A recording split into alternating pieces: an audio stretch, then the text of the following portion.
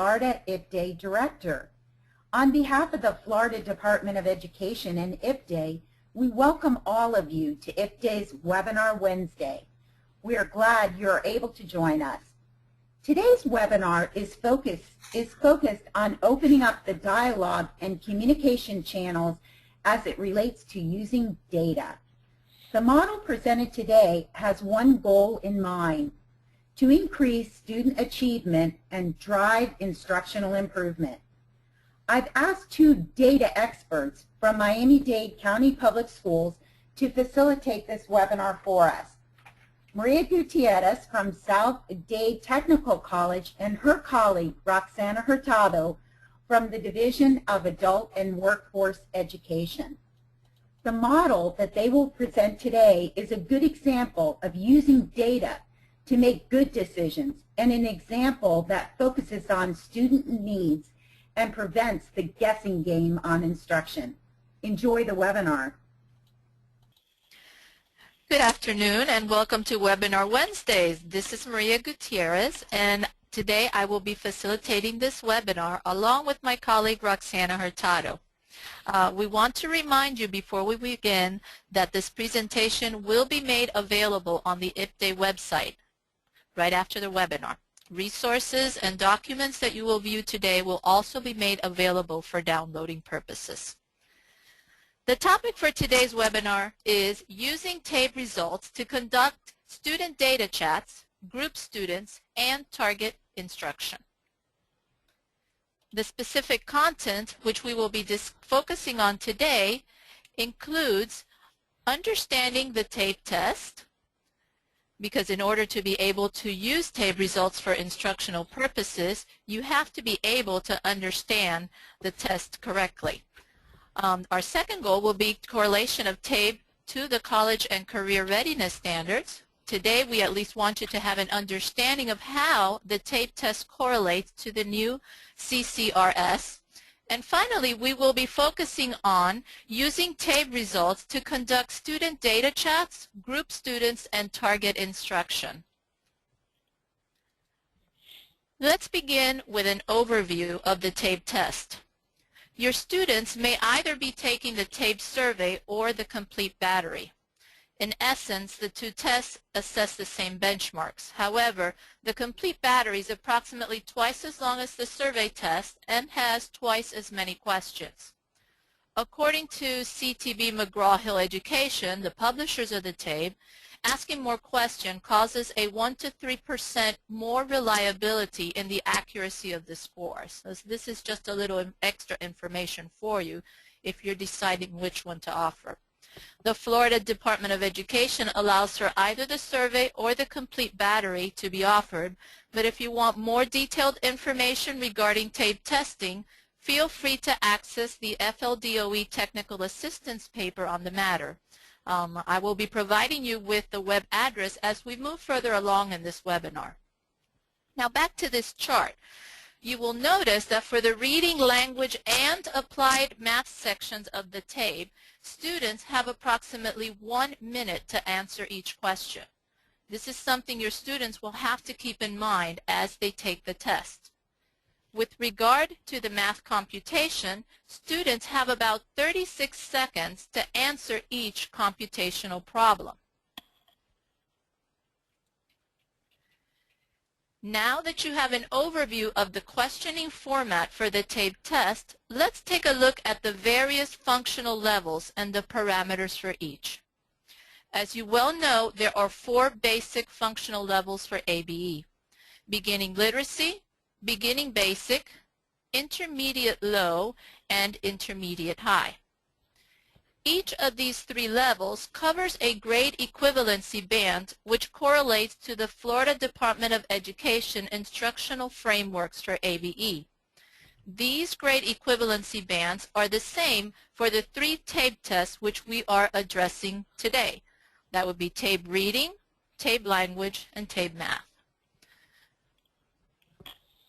You'll also notice that this chart also has the scale score bands for each of these 3 tests at each of the 4 functional levels.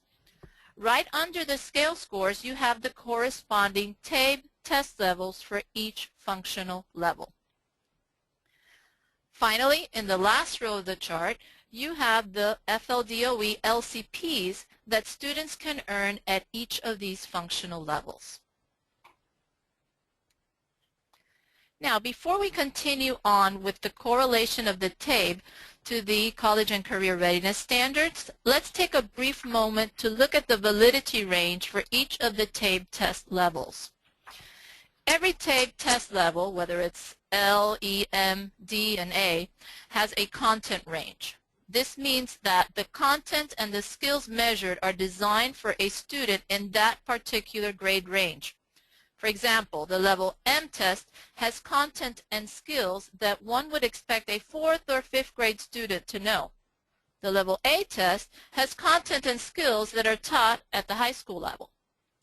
Now let's look at the example provided on this slide. A student takes the level M test and scores a grade equivalence of 7.3. What does this mean? Well, the level M test is written with a grade content between 4.0 and 5.9. Scoring a grade equivalence of 7.3 indicates how the student performed on a test with content or skills meant for 4th and 5th grade students. In this example, the grade equivalence 7.3 indicates that the student surpassed the content or skill level of a 4th to 5th grade. But it doesn't necessarily mean that he or she will do well on a test that is meant for 7th grade students, and this would be the level D test. Now, let's look at the validity range columns. The validity range for each Tabe test level is 2 grade levels below and 2 grade levels above the content range. Since the majority of our school districts use Tabe test levels E, M, D, and A, these are the levels on which we will be focusing throughout this webinar.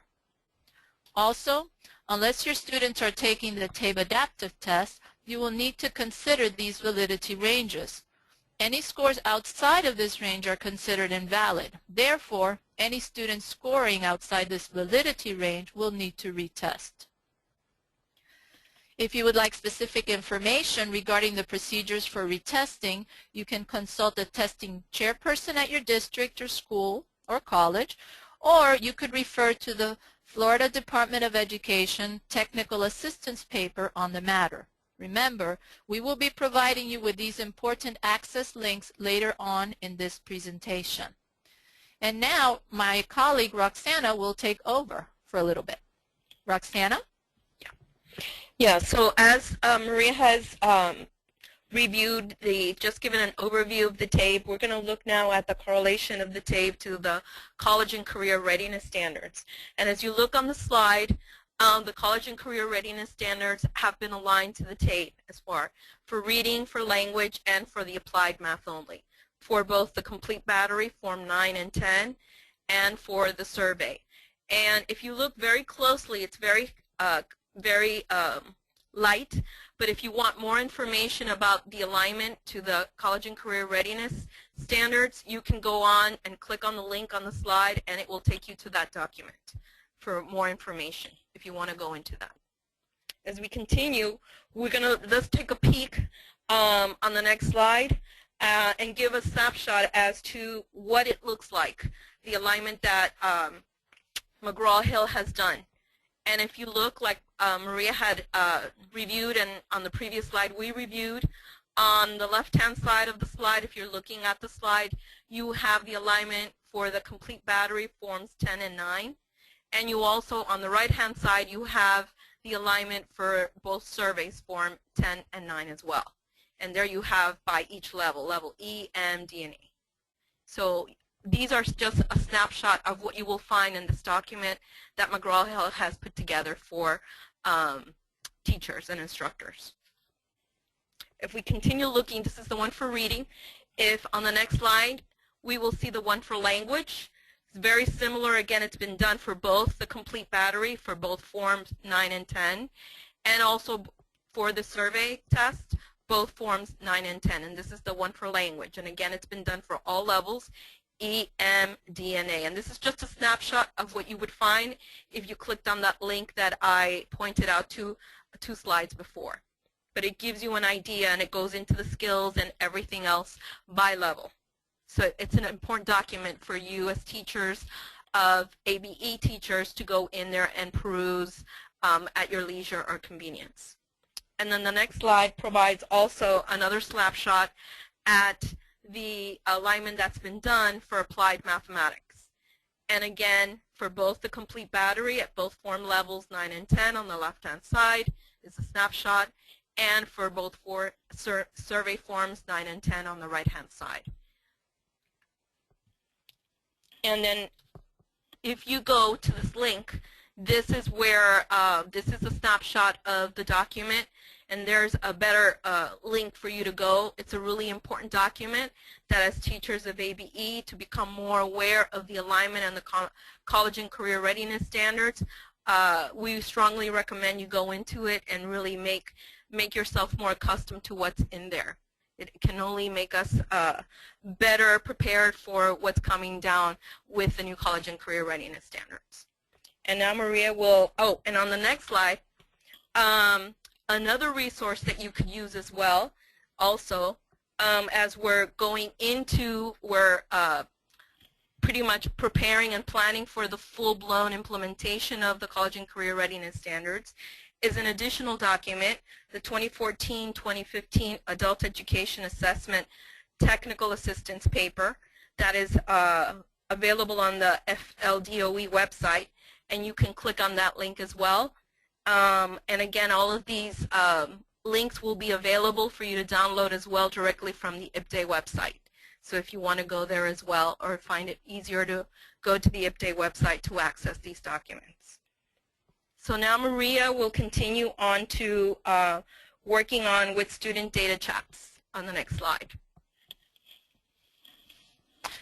Okay, thank you, Roxana. And I guess this is the in-depth portion really of this webinar, and this is what we really would like for you to focus on. Now that you have a better understanding of the Tabe test and its partial alignment to the college and career readiness standards, we are ready to look at essential information for our student data chats. Now, we all know that students are always confused by the course titles ABEA, ABEB, ABEC, and ABED. Then, in addition to that, they are confused by the letters assigned to the Tabe test levels, E, M, D, A. It's so important to clarify what all of these letters stands for so that they begin to get a good grasp of what their scores are. To begin your student data chats, first, clarify to your students there are two pieces of information that go hand in hand. These two pieces of information refer to, one, how the ABE program is set up, and two, how the Tabe test correlates to this program. Have this slide available for all your student data chats.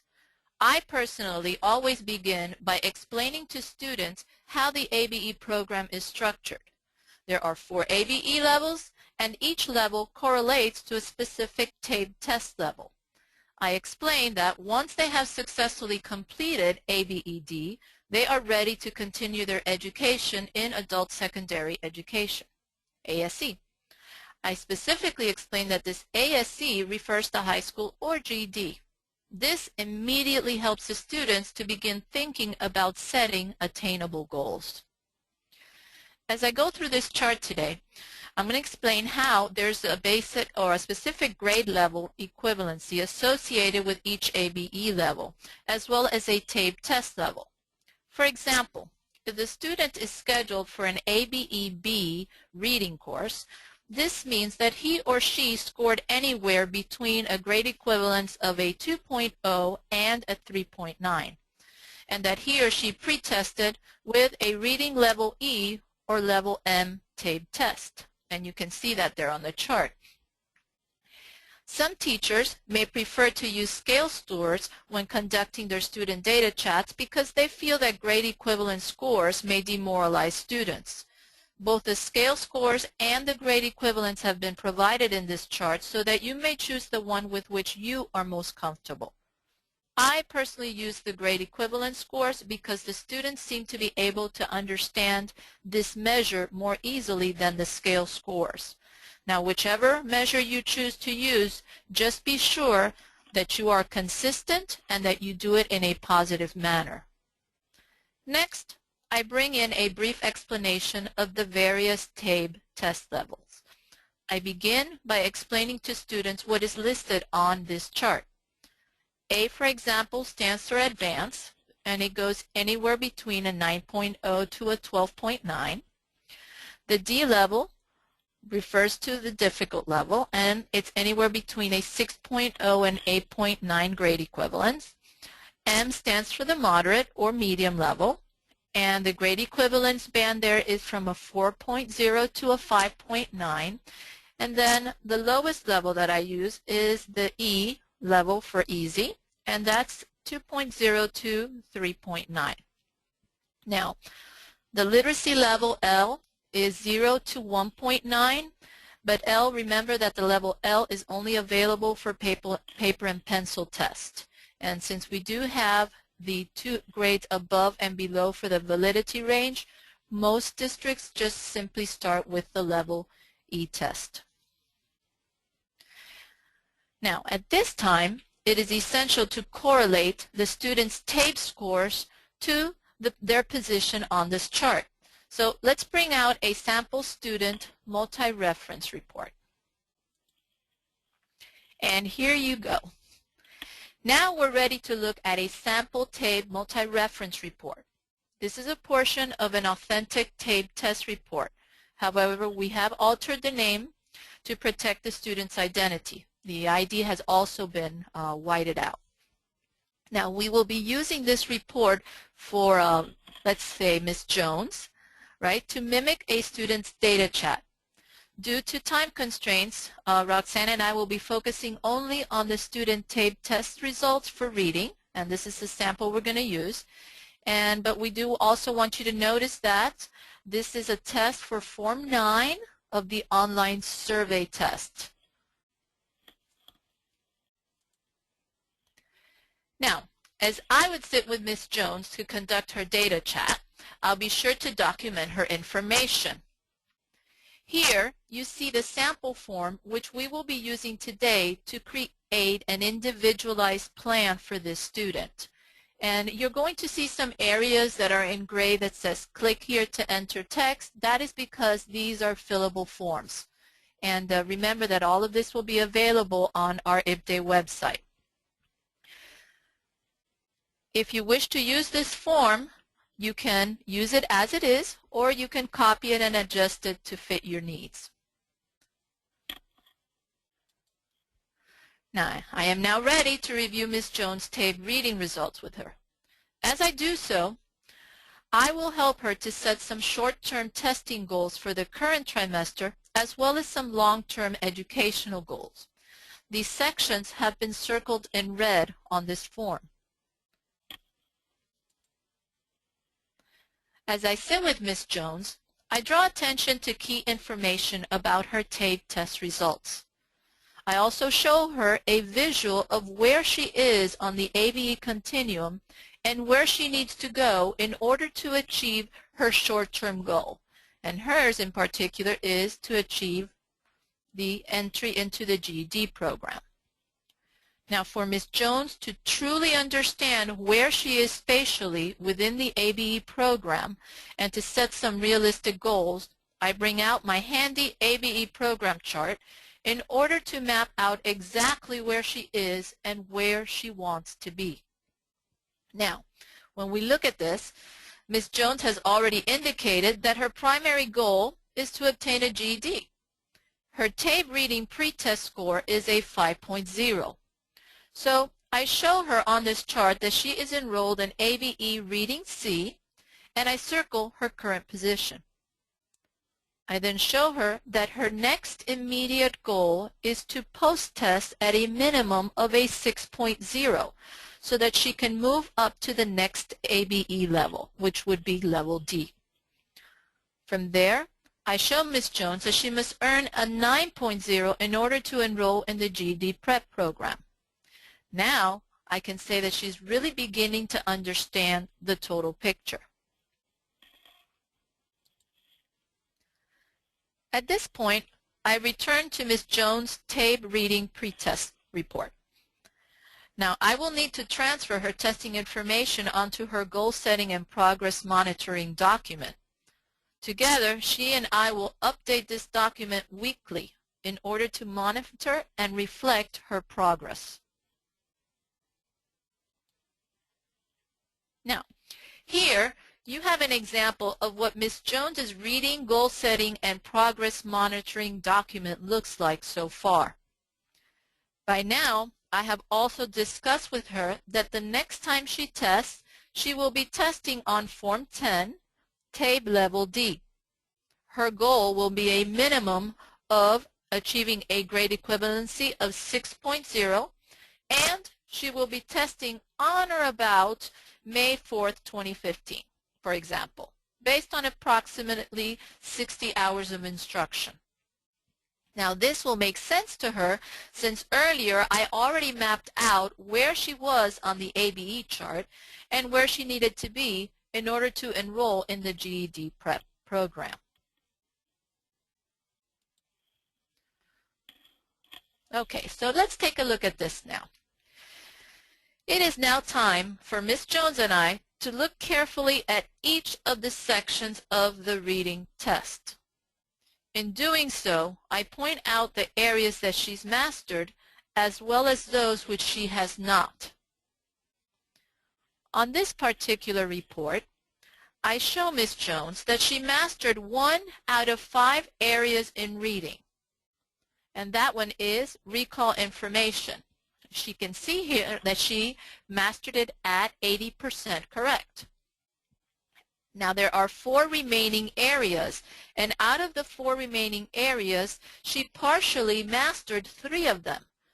She earned 50% correct in words and context, 50% in evaluate and extend meaning, and 50% in interpreting graphic information.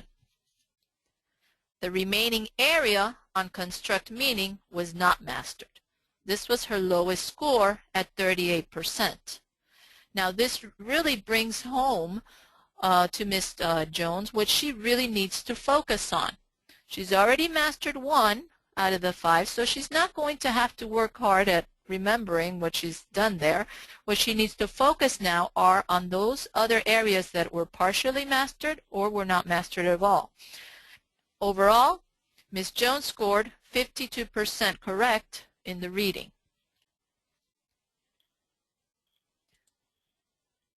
Now it's time to transfer this information to Ms. Jones' goal setting and progress monitoring document.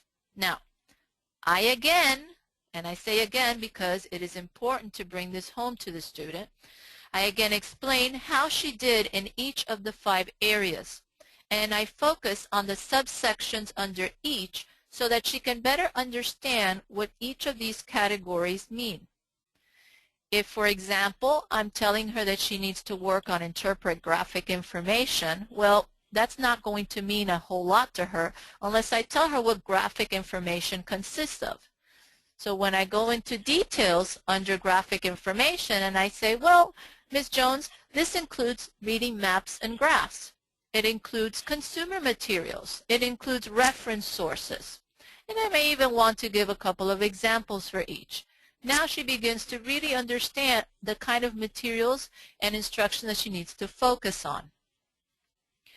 Now, when I complete the information or the explanations, I advise Ms. Jones that I'm going to place her on the Level D Tabe reading book. I'm also going to place her on Level D on the Tabe software support program that we use at our school. Let's say for argument's sake that it's ITTS. Okay, so Ms. Jones begins to see that she's going to do reading module D. She's going to use the book for level D. She's going to be assigned to the software piece at level D. And that is what she's going to be testing on.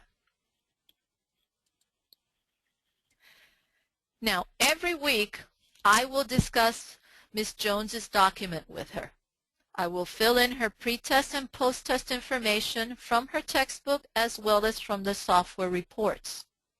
I will cross out those benchmarks which she's mastered, and I will refocus my instructions on those benchmarks which she is still lacking.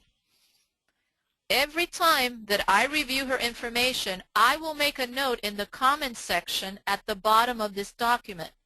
This will allow me to maintain a history of her progress as well as note any interventions provided.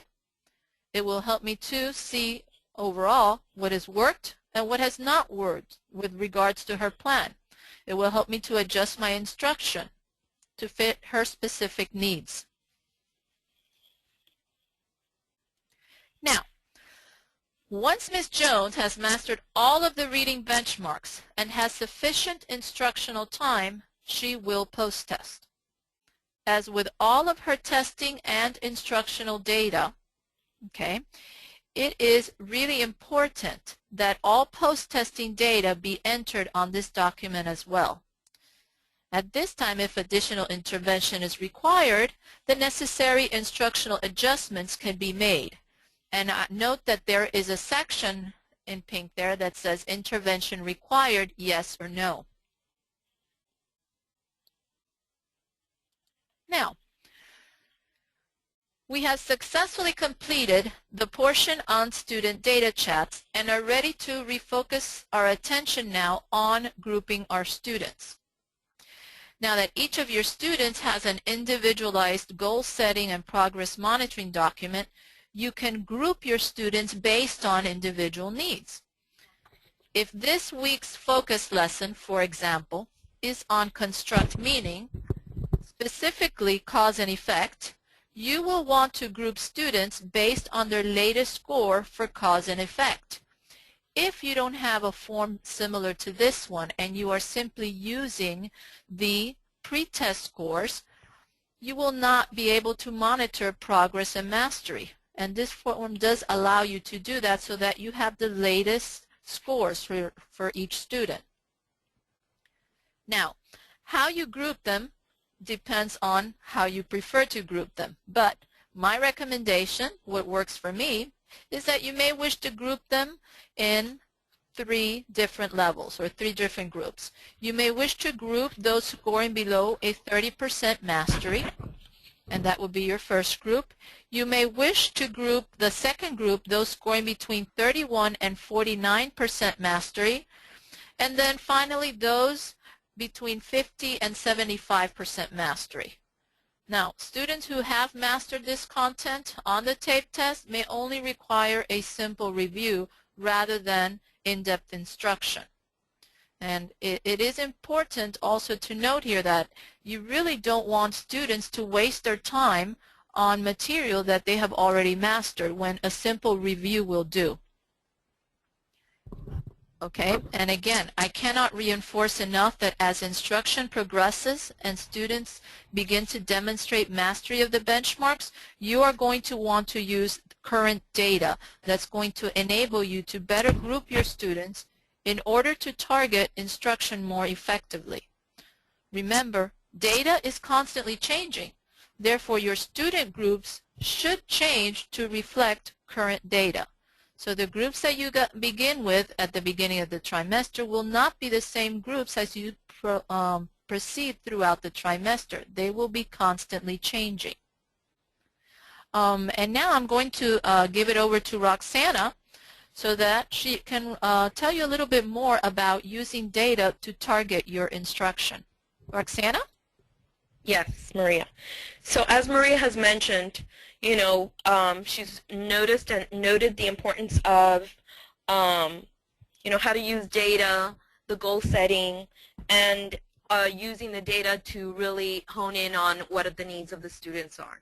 And that's pretty much the process that should be the big takeaway from this webinar.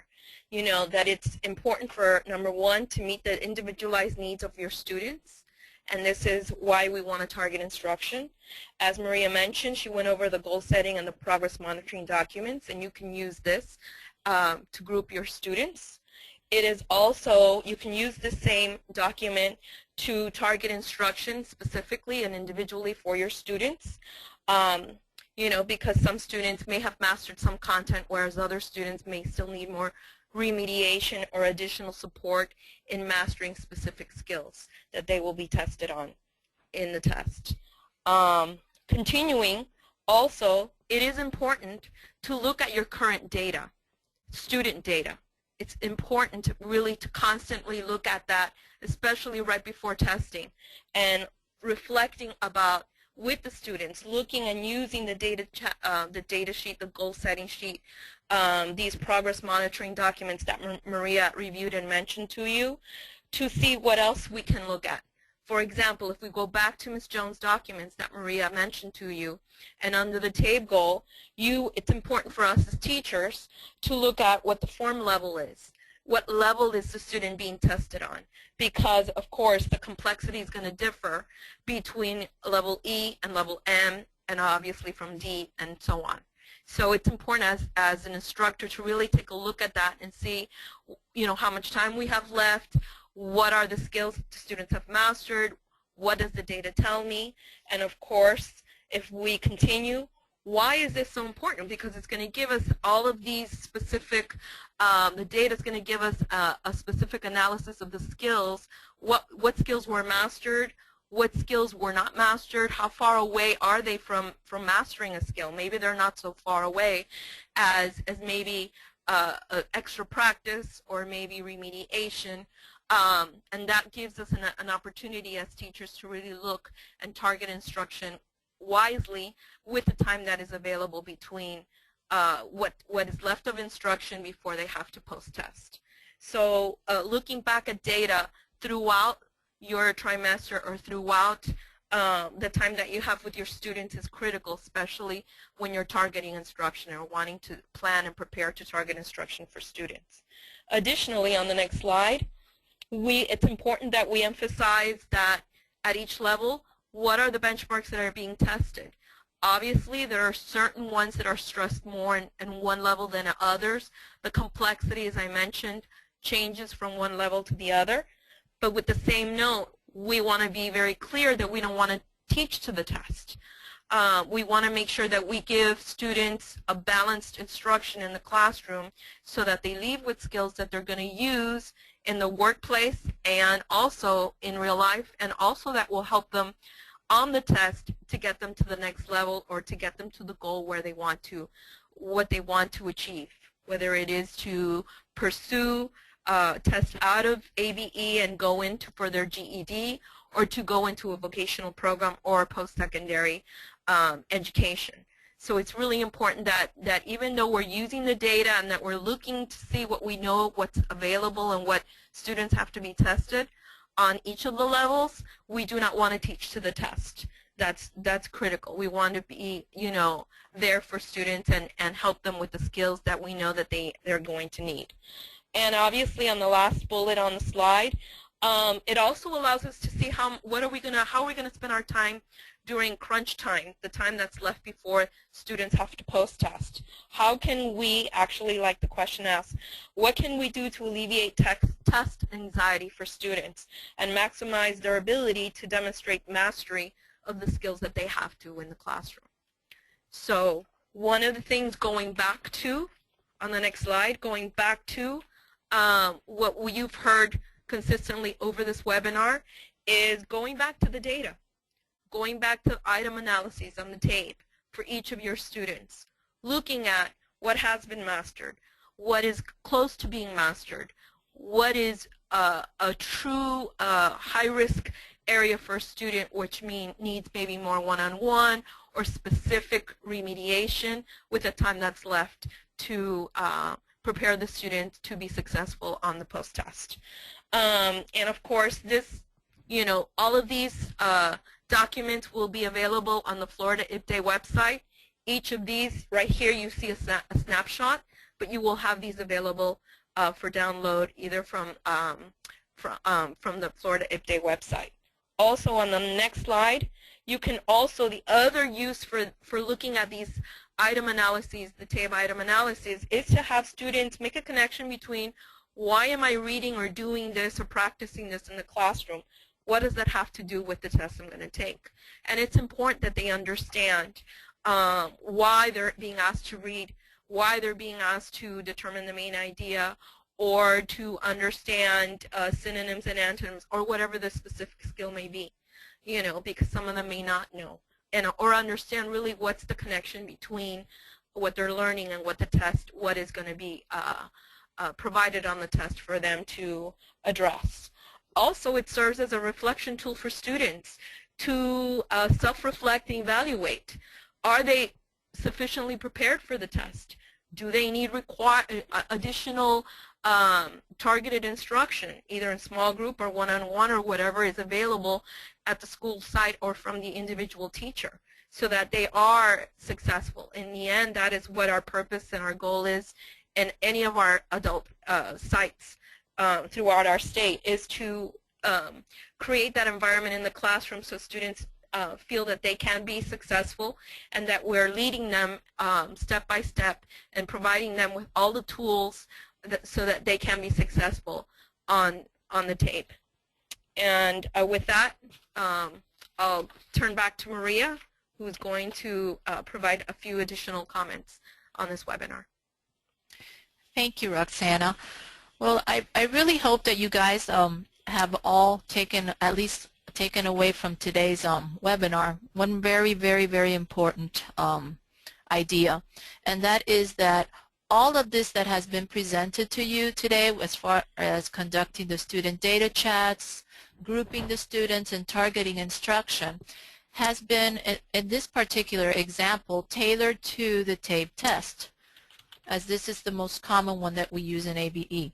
However, with that being said, remember that this is a process that can take place or be applied to any exam that we use. It could be applied to our CASAS test. It can be applied to any test that we use in our district. And the process would still be the same. You would still be conducting the student data chats. You would still be grouping the students and setting your instruction to target student deficiencies. You would still be looking at item analyses for each exam and seeing where you can, or what instruction you need to develop to be sure that you can focus on those areas that the students are having difficulty with. Now, remember that I don't want you to stress all of the documents that we have shown in this webinar, all right, all of the forms, and that includes the item analyses, it includes the sample progress monitoring and goal setting form. All of these will be available to you on the IPDE website.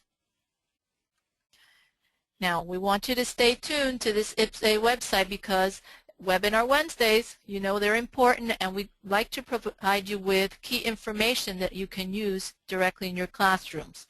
Now I'm going to give it over to our IPDE director, June Rawl, and she'll have some closing comments for you.